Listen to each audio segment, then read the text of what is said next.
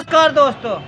भाई देवेंद्र जी के धरने को 25 दिन हो गए और धरने चल रहे भाई, इधर भी धरना चल रहा है, उधर भी धरना चल रहा है। सरकार क्या सोच रही, लेकिन ये धरना बड़ा खास है। देवेंद्र जी जो धरना चला रहे हैं उसका खास क्यों है कि भाई ओबीसी में जितनी छोटी छोटी जातियाँ है, एक तो नाई है, कुम्हार है, गडरिया और लुहार है, कस्सब है, उनके केवल जो लोगों को वोट देने के लिए तो प्रयोग कर रहे हैं। सरकार कोई भी ना तो उनका मंत्री बने ना मुख्यमंत्री बना रहे। अब पिछले घोषणा करी थी कि ओबीसी का मंत्री बनेगा, लेकिन क्या काम करा, ठाकुर मंत्री बना दिया, धोखा दे दिया ना।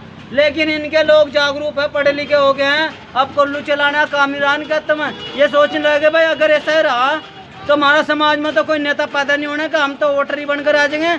अगर नेता पैदा होगा तो भाई हम थानों में अफसरों के साथ जाकर सिफारिश करके अपने लोगों का काम भी करवा देंगे। तो इसी बीच में ये धरना चल रहा है भाई। 25 दिन हो ले देवेंद्र जी सारे काम छोड़कर ये बैठे हैं और आप भी देख रहे हैं रोटी भी है बन रही। रोटी के लिए कोई मजदूर नहीं ला रखे है ना, इन्हीं के लोग।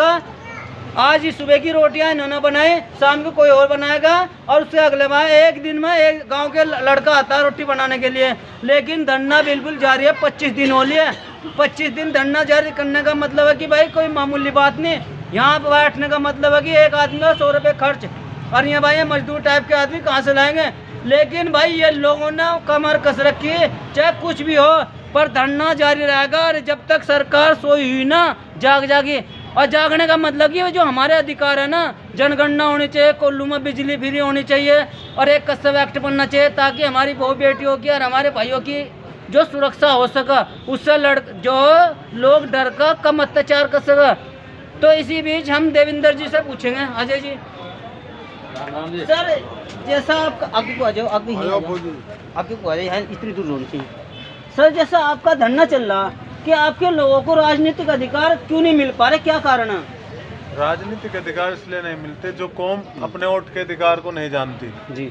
जैसे दलित समाज था, बाबा साहब अम्बेडकर ने लोगों को वोट का अधिकार दिया। उसके बाद उत्तर प्रदेश का दलित ऐसे ही वोट के मामले में पिछड़ा हुआ था, जानता नहीं था। लेकिन मान्यवर कांसीराम आए, कांसीराम ने बताया कि आपके वोट और करोड़पति का वोट की कीमत बराबर है।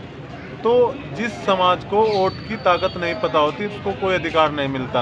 आज राजनीतिक रूप से हम लोग क्यों पिछड़े हुए हैं? इतनी आबादी होने के बाद अगर हम केवल मछुआ समुदाय में कश्यप, केवट, मल्लाह, निषाद, बिंद इन्हीं की बात करें तो 14% है। उसके बाद और अति पिछड़ी जातियाँ है, पाल है, प्रजापति है, सैनी है, कुम्हार है, नाई है। इनकी आबादी उत्तर प्रदेश में लगभग 40% है। और 40% आबादी के अभी अगर आप बात करो, ना विधायक है, ना सांसद है, ना मंत्री है, ना इनको टिकट दिए जाते हैं, ना इनको राज्यसभा भेजा जाता है। तो कुल मिला के और इनका जो अधिकार है कुछ मजबूत पिछड़ी जाते हैं वो पूरा ले लेती है। तो ये लोग कह रहे जी, आपके समाज के लोग जब तक दिल्ली पर चढ़ाई नहीं करने का, चाहे 4 आदमी बैठा, दिल्ली पर चढ़ाई करने के बाद जब ही समाज जागेगा, जब ही होगा। क्योंकि मुजफ्फरनगर में तो प्रत्येक जो 800 गाँव है ना, आपका नाम पहुँच चुका। लेकिन वे कह रहे कि दिल्ली में चढ़ना में हम जो साइकिल पर चलेंगे, क्या दिल्ली में भी जाने का इरादा है अगर यहाँ से काम नहीं बना? नहीं, हम दिल्ली भी जाएंगे। फरवरी में जब सत्र चलेगा तो दिल्ली पे चढ़ाई होगी अगली। उससे पहले मुजफ्फरनगर में अभी देख रहे हैं हम, सरकार अभी तो प्रशासन का कोई भी अधिकारी बात करने नहीं आ रहा है। तो जनवरी के लास्ट में पहले हम यहाँ पर रेलवे ट्रैक पर बैठेंगे, रेलवे ट्रैक पर ही धरना चलेगा।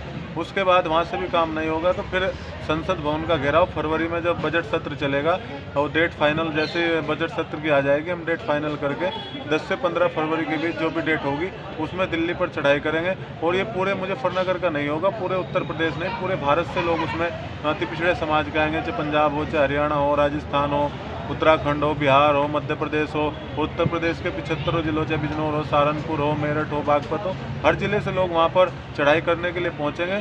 और ये ऐतिहासिक आंदोलन होगा क्योंकि भारतीय जनता पार्टी, जो मोदी जी आज पिछड़ों की कहते हैं कि मैं पिछड़ा हूँ, और इन्होंने 2017 में 2 अक्टूबर 2017 को रोहिणी आयोग बनाया।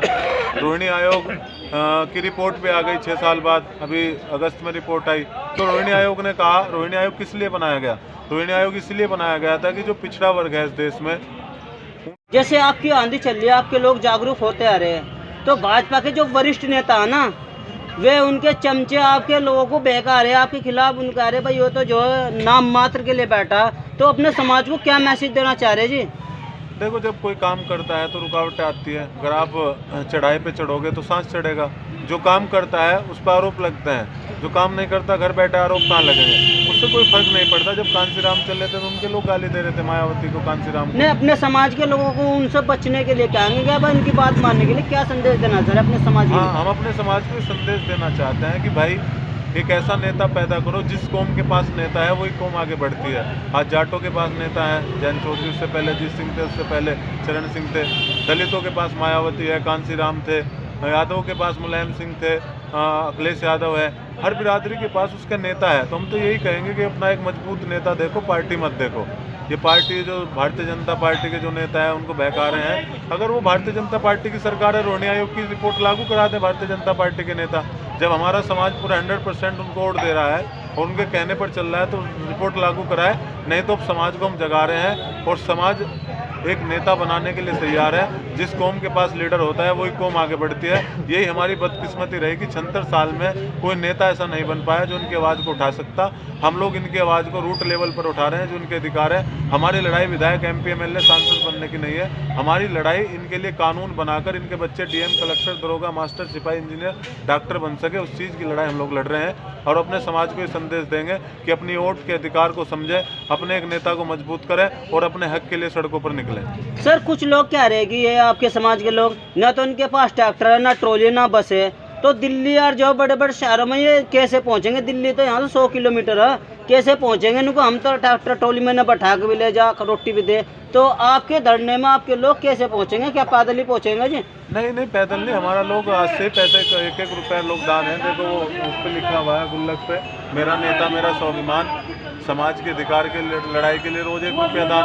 अब मुजफ्फरनगर में लगभग 2 लाख वोट हैं। अगर 1 रुपया रोज एक आदमी दे तो 2 लाख रुपये रोज इकट्ठे होंगे, करोड़ों रुपए महीने में इकट्ठे हो जाएंगे। आज समाज चंदा करेगा, आपस में सहयोग करेगा, अपने पैसे से छोटा छोटा सहयोग करके हम लोग गाड़ियाँ करेंगे, हम लोग साधन करेंगे और दिल्ली पहुँचेंगे। समाज अब कमजोर नहीं रहा है। 1-1 रुपये से ही हम लोग दिल्ली पहुंचेंगे और दिल्ली को हिलाकर हम लोग। बाबू जयपाल कश्यप तो उस समय 5 लाख लोग लेके चले गए, जब तो साधन भी नहीं थे, जब तो समाज और भी नीचे था, जब तो गाड़ी घोड़े भी नहीं हुआ करते थे। तब लाखों 5 लाख लोगों को लेके हुए दिल्ली में चढ़ाई की थी। तो जैसे बाबू जयपाल कश्यप ने चढ़ाई की थी, ऐसे ही फिर से चढ़ाई फरवरी में होगी और दिल्ली को जाम कर दिया जाएगा।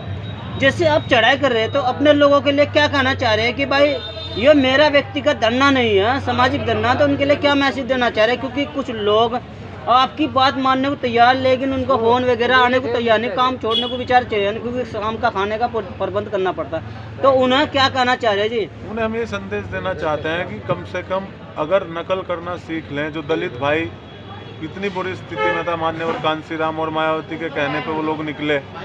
वो तो गुड़ का डाला लेके पानी लेके चलते थे, भोजन तो 2 दिन तक नहीं मिलता था। उनके पास तो चलने के भी साधन नहीं थे, पैदल ही चल देते थे। तुम कहेंगे कि अपने अधिकारों के लिए आपको काम भी छोड़ना पड़ेगा।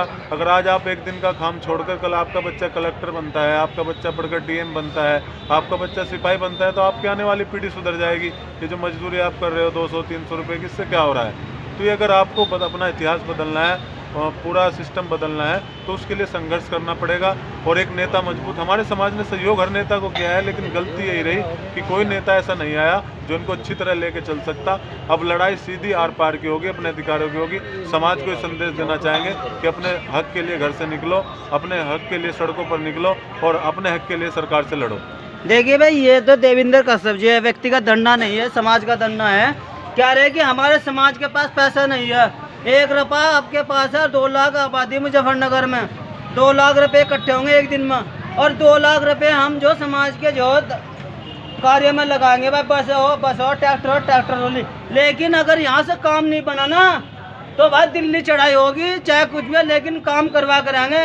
अब वो नहीं चलेगा कि वोट किसी की और मुख्यमंत्री किसी का। वोट जिसकी उसका मुख्यमंत्री चाहते हैं। और भाई वोट के मामले में कश्यप समाज सबसे ज़्यादा देखने वाले हैं। अगर देखा जाए तो दलितों से ज़्यादा जनसंख्या अब कश्यप की हो रही, लेकिन इनकी वोट प्रयोग कर लोग क्या काम करते हैं, सत्ता को तो प्राप्त कर लेते हैं, लेकिन ना तो उनका मंत्री बनाते, ना केंद्र में ना राज्य में।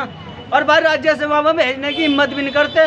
जय मास्टर ने चमार DM ऑफिस से, जय हिंद, जय भारत और जय कालू बाबा।